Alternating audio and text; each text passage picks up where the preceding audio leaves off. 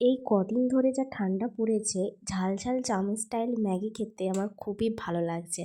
এখানে আমি নিজের পছন্দ মতো কয়েকটা সবজি পেঁয়াজ, গাজর, ক্যাপসিকাম, টমেটো, রসুন কুচি আর অল্প স্প্রিং অনিয়ন কেটে নিয়েছি। প্রথমে কড়াইয়ে সাদা তেল গরম করে তাতে রসুন আর কাঁচা লঙ্কা ফোড়ন দিয়ে অল্প অল্প করে পেঁয়াজ, গাজর কুচি, ক্যাপসিকাম আর টমেটো দিয়ে ভালো করে সতে করে নেব। এখানে তোমরা তোমাদের পছন্দ মতো সবজি ব্যবহার করতে পারো।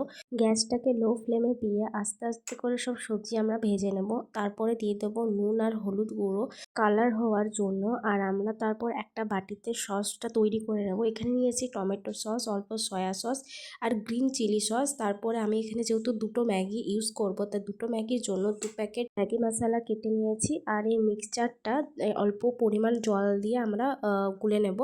তোমরা এখানে যদি আগের থেকে ম্যাগিটা সেদ্ধ করে নাও তাহলে এই প্রসেসটা করবে, আর যদি তোমরা এটার সাথে ম্যাগিটা একবারই সেদ্ধ করবে তাহলে আর এখানে জল দেওয়ার দরকার নেই। একবারই সবজির মধ্যে জল দিয়ে নেড়ে চেড়ে নেবে।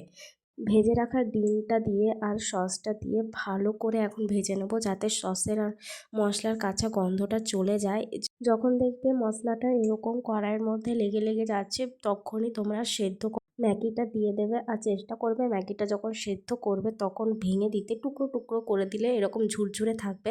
আর ম্যাগিটা নামানোর সময় জল ঝরিয়ে নেবে আর হালকা সাদা তেলও মাখিয়ে নেবে। ম্যাগিটা রেডি হয়ে যাওয়ার পর আমরা উপর থেকে অল্প ধনেপাতা কুচি আর স্প্রিং অনিয়ন ছড়িয়ে দেব। এতে করে টেস্টটা খুব সুন্দর আসে। লাস্টে তোমরা আরেকবার নুনটা চেক করে নিও। আমার এখানে একদম পারফেক্ট হয়েছিল, সেজন্য আর নুন দেওয়া দরকার হয়নি।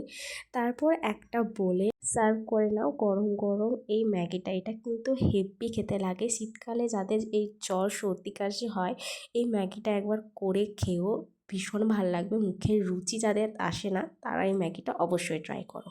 তো চলো টাটা। ভিডিওটা ভালো লাগলে like, comment and share, subscribe করতে ভুলবে না।